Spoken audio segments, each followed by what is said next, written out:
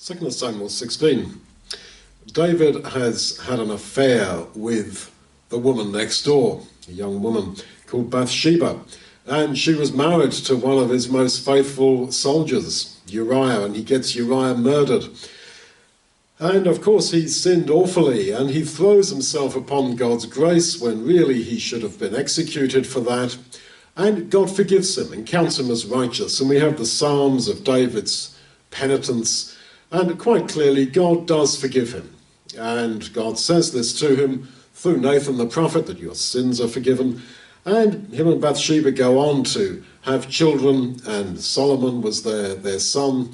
And so the marriage is serious, it has divine blessing upon it.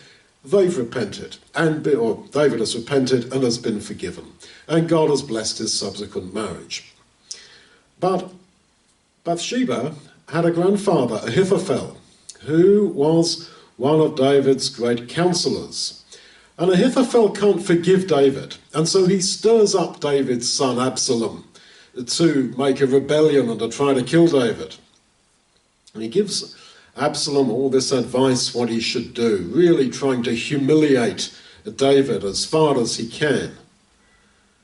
And then it arises that one day Absalom does not take Ahithophel's counsel and prefers to listen to another guy called Hushai. And Ahithophel goes off and commits suicide.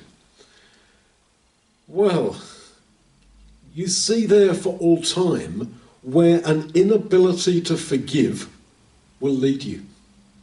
God had forgiven David, and God had blessed David's marriage to Bathsheba subsequently, and it was a case of play on from God.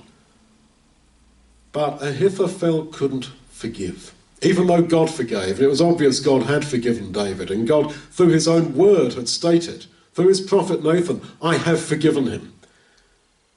But Ahithophel couldn't.